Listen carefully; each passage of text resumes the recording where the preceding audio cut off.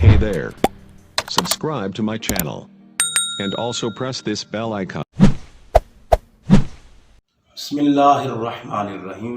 मुअज़्ज़ज़ व मोहतरम नाज़रीन किराम, अस्सलामु अलैकुम वरहमतुल्लाह। मुअज़्ज़ज़ नाज़रीन किराम, जैसे कि आप स्क्रीन पे देखते हैं कि नीचे एक नंबर दिया जाता है कि आप किसी भी किस्म का फ़िक़ही मसला आप पूछना चाहते हैं तो आप इस नंबर पे अपना व्हाट्सएप भी दे सकते हैं, मैसेज भी कर सकते हैं, कॉल पर भी रब्ता करके अपना सवाल रिकॉर्ड करवा सकते हैं। अच्छा, इसी तरह एक और सवाल है कि जी कुर्बानी का जानवर कैसा होना चाहिए। आजकल वीडियो भी आई हुई है कि एक जानवर लेके आया शख्स, मंडी से लेके आया और जालिमों ने उसके ऊपर एल्फी के साथ उसके ऊपर वो जो है खाल लगाई हुई थी और या दांत चिपका देते हैं एल्फी के साथ दोंदा छोड़ करने के लिए, उम्र बढ़ाने के लिए।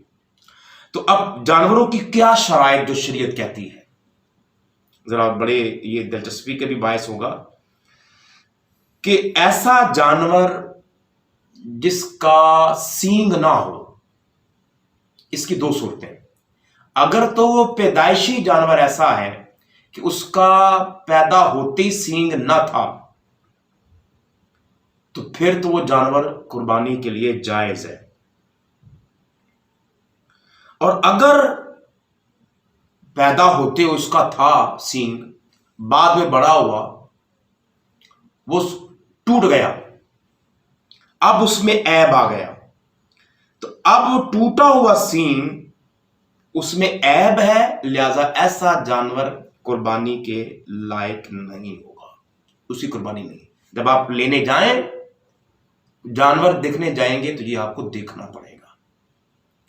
सींग टूटा हो, अगर वो मालिक कहता है, कसाई बेचने वाला व्यापारी कहता है कि ये पैदाइशी है और आप साथ किसी माहिर को ले जाएं, कसाई को, जान जाते हैं कि बाद में टूटा हुआ है, ये पैदाइशी नहीं है, ये कन्फर्म करना होगा आपको।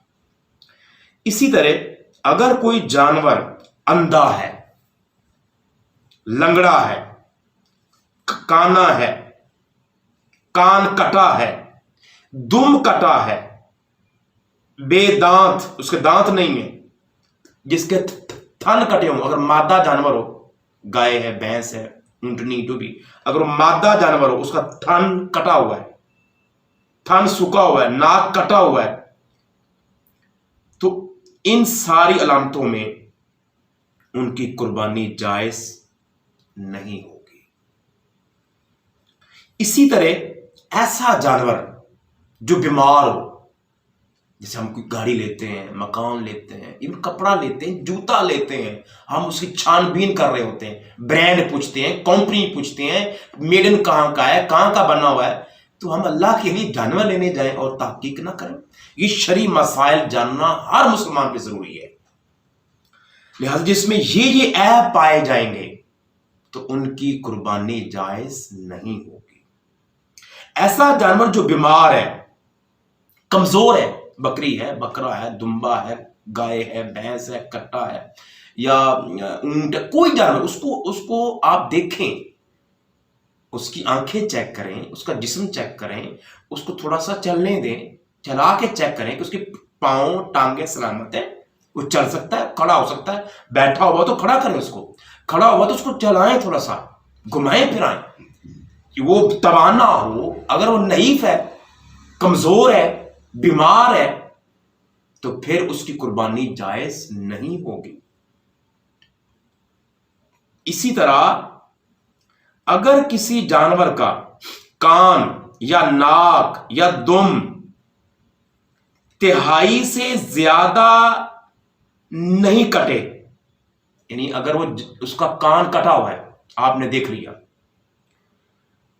उसकी नाक कटी हुई है, उसकी दुम कटी हुई है, तो उलमा बयान फरमाते हैं कि अगर ये इसके तीन हिस्से किए जाएंगे, कान, नाक, दुम, अगर वो 1/3 1/3